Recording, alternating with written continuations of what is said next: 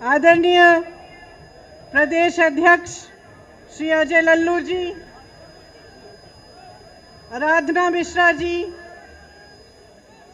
चौधरी हरिंदर मलिक जी, पंकज मलिक जी, श्री दीपेंद्र हुड्डा जी, आचार्य प्रमोद कृष्णन जी, श्री विवेक बंसल जी, श्री इमरान मसूद जी, श्री गजराज सिंह जी, श्रीमती सुप्रिया श्रीनेठ जी, विजेंद्र सिंह जी, संजय कपूर जी, सईद जमा जी, चौधरी रविंदर मलिक जी, चौधरी संजय सिंह जी, बाबा श्याम सिंह जी, नरेश सैनी जी, मसूद अख्तर जी और तमाम कांग्रेस के नेता, यहाँ पर उपस्थित एनएसयूआई, आईवाईसी, महिला कांग्रेस के कार्यकर्ता, बहनों और प्यारे भाइयों, आप कुछ समय से मेरा इंतज़ार कर रहे हैं। मलिक जी ने कहा कि यहाँ आकर आप पर मैंने एहसान किया है। मैं कहना चाहती हूँ कि यहाँ आना मेरा कर्तव्य है, मेरा धर्म है और मैं किसी पर एहसान नहीं कर रही हूँ। बहुत बार कहती हूँ, हर नेता को यह एहसास होना चाहिए कि सबसे बड़ा एहसान उस पर जनता करती है। मुझे यह एहसास अच्छी तरह से है।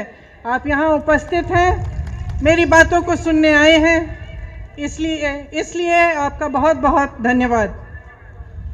देखिए, देश की जो स्थिति है वो शायद मेरे से अच्छी तरह आप सब जानते हैं। एक ऐसा समय आया है कि 90 दिनों से लाखों किसान इस देश की राजनीति में के बाहर, दिल्ली के बाहर बैठे हुए हैं, संघर्ष कर रहे हैं, आंदोलन कर रहे हैं। 215 किसान शहीद हुए, बिजली काटी गई, पानी रोका गया, उन्हें मारा गया, पीटा गया। वे शांति से बैठे थे। देश की राजधानी की सीमा को इस तरह बनाया गया जैसे देश की सीमा थी। तमाम पुलिस की फोर्स लगाई गई, किसानों को प्रताड़ित किया गया। जो किसान अपने बेटे को देश की सीमा पर देश की रखवाली करने के लिए भेजता है, उस किसान को अपमानित किया गया, उसे जलील किया, उसे देशद्रोही कहा, आतंकवादी कहा। प्रधानमंत्री जी ने पूरे सांसद के सामने उसका मजाक उड़ाया, उसे परिजीवी कहा, आंदोलनजीवी कहा। देखिए, इंसान की तरह देश का भी एक हृदय होता है। उस हृदय के धड़कने से देश जीवित होता है।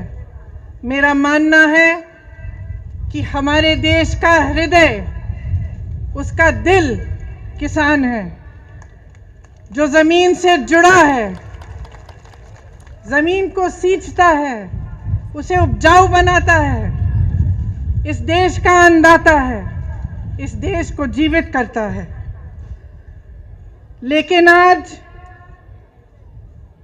जब चौधरी तिकायत जी के आंखों में आंसू आते हैं तो हमारे प्रधानमंत्री जी के होठों पर मुस्कुराहट आती है, उन्हें मजाक सूझता है। आज किसान के घरों से लूट हो रही है और प्रधानमंत्री जी के 2 पूंजीपति मित्रों को पूरी छूट दी गई है। आपके सामने आकर प्रधानमंत्री जी ने बार बार हर चुनाव में ये वादा किया था कि गन्ने का भुगतान आपको दिया जाएगा। मैं आपसे पूछना चाहती हूं, आपको मिला? उन्होंने कहा था आपकी आमदनी दुगनी होगी। मैं आपसे पूछना चाहती हूं, दुगनी हुई? आपको मालूम होगा कि पूरे देश भर में गन्ने का भुगतान 15,000 करोड़ रुपए है। और आज मैं आपको बताना चाहती हूं, शायद आपको ये नहीं मालूम होगा कि प्रधानमंत्री जी ने अपने लिए दुनिया में भ्रमण करने के लिए 2 हवाई जहाज खरीदे और उन 2 हवाई जहाजों की कीमत 16,000 करोड़ रुपए है। आपके गन्ने के भुगतान से ज्यादा उनके पास अपने 2 हवाई जहाजों को खरीदने के लिए पैसे हैं, लेकिन आपके देश भर के किसान के भुगतान के लिए पैसे नहीं हैं। ये स्थिति है आज देश की। आपसे वादा किया गया था कि 14 दिनों में भुगतान होगा, लेकिन आपने क्या देखा? पिछले 4 सालों में गन्ने का दाम नहीं बढ़ा। 16,000 करोड़ के 2 हवाई जहाज खरीदे गए। 20,000 करोड़ की स्कीम बन रही है कि जो संसद भवन है, जो देश की राजधानी इंडिया गेट है और उसके आसपास की जो इमारतें हैं, उनके सुंदरीकरण के लिए 20,000 करोड़ की स्कीम बन रही है। लेकिन आपके गन्ने के भुगतान के लिए 15,000 करोड़ उपलब्ध नहीं है। डीजल आपको 2018 में 60 रुपए में मिलता था, आज कहीं 80 रुपए, कहीं 90। डीएपी 1100 रुपए में मिलता था, आज 1200 रुपए का है। बिजली के बिल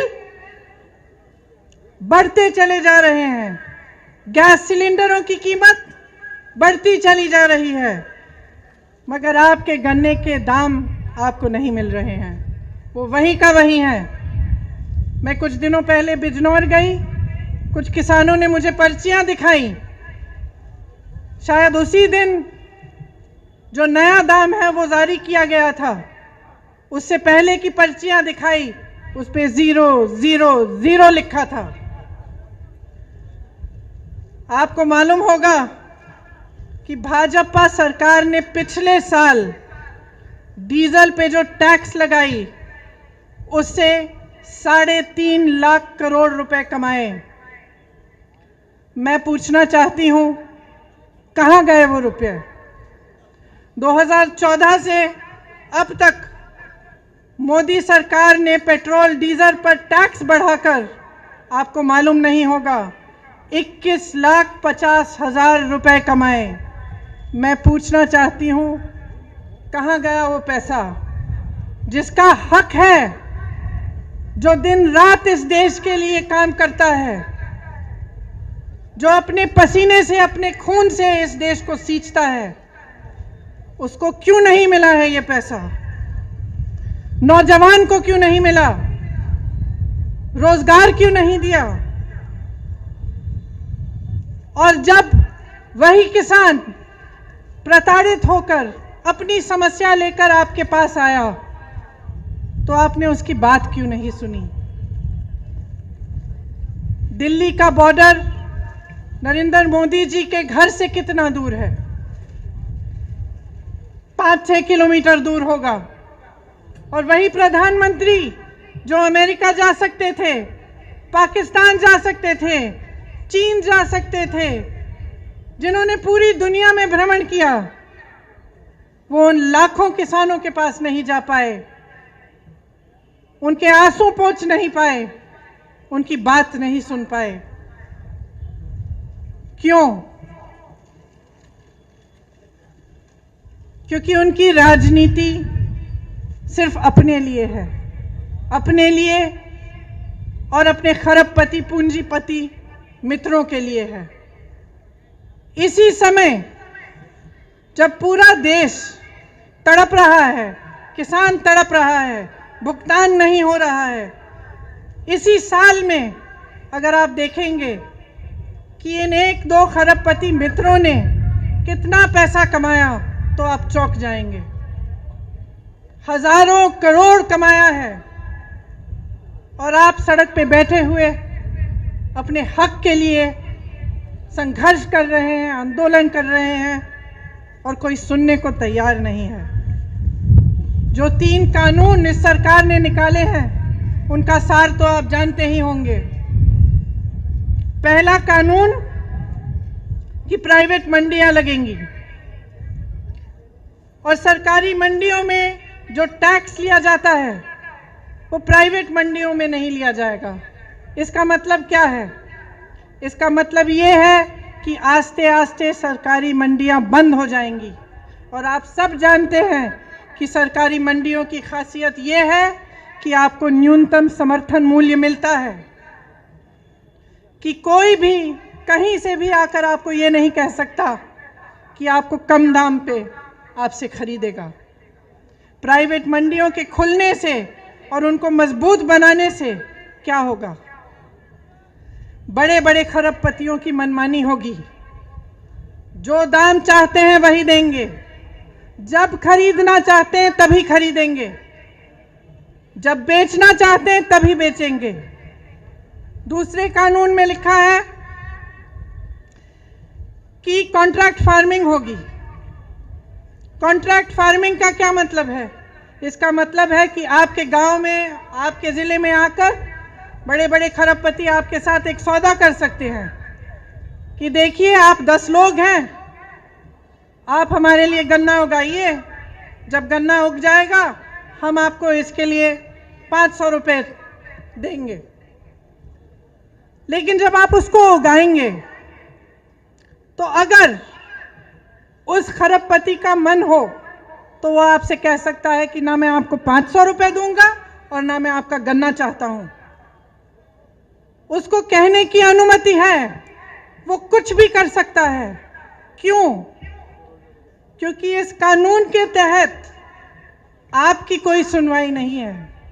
अगर आप अदालत में जाना चाहेंगे, उसकी शिकायत करना चाहेंगे, तो आप सिर्फ एसडीएम के पास जा सकते हैं और उनके ऊपर जो एक अधिकारी है उनके पास जा सकते हैं, लेकिन आप अदालत नहीं जा सकते।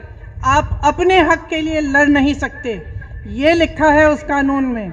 तो आप सोच सकते हैं कि एक तरफ आप और आपकी छोटी सी खेती और दूसरी तरफ प्रधानमंत्री के बड़े बड़े खरबपति मित्र, आप बताइए किसकी सुनवाई होगी? ये जो नए कानून बनाए गए हैं, इन कानूनों के तहत न्यूनतम समर्थन मूल्य खत्म होगा, सरकारी मंडियां खत्म होगी, आपके हक खत्म होंगे। और जिस तरह से इन्होंने इस पूरे देश को अपने 2-3 मित्रों को बेचा है, उस तरह आपको, आपकी जमीन को, आपकी कमाई को, ये अपने मित्रों को, अपने खरबपति मित्रों को बेचना चाह रहे हैं। तो ध्यान रखिए और आप जागरूक हैं। मैं जानती हूं आप कितना संघर्ष कर रहे हैं। जैसे पंकज जी ने कहा, सिर्फ पूरा देश नहीं, पूरी दुनिया देख रही है। और कभी कभी लगता है कि हमारे प्रधानमंत्री जी जैसे पुरानी कहानियों में अहंकारी राजा होते थे, जो जैसे जैसे उनकी सत्ता बढ़ती चली जा रही थी, वो अपने महल में बंद हो जा रहे थे। लोग उनके सामने सच्चाई कहने से डरने लगे, उनके सामने गिड़गिड़ाने लगे, उनका अहंकार बढ़ने लगा। ऐसा लगता है कि हमारे प्रधानमंत्री जी भी एक तरह से उन्हीं अहंकारी राजाओं की तरह बन गए हैं। उनको ये भी समझ नहीं आ रहा है कि जो जवान इस देश की सीमा को सुरक्षित रखता है, वह जवान किसान का बेटा है। उस जवान का आदर करना चाहिए, किसान का आदर करना चाहिए। और जब महीनों से संघर्ष चला आ रहा है, वही देशवासी जिसने प्रधानमंत्री को सत्ता दी, जिसने उन्हें प्रधानमंत्री बनाया, उन्हें समझ में नहीं आ रहा है कि उनकी सुनवाई होनी चाहिए, कि आपसे बातचीत होनी चाहिए। वो कहते हैं कि ये कानून आपके लिए बना है, किसानों के लिए बना है। तो क्या वो बता सकते हैं कि किस किसान ने बनाया, किस किसान से बात की? और अगर पूरे देश भर का किसान कह रहा है कि भाई प्रधानमंत्री जी, हमें ये आपका कानून नहीं चाहिए, वापस ले लीजिए इसको, तो वो वापस क्यों नहीं ले रहे हैं? इस कानून को रद्द क्यों नहीं कर रहे हैं?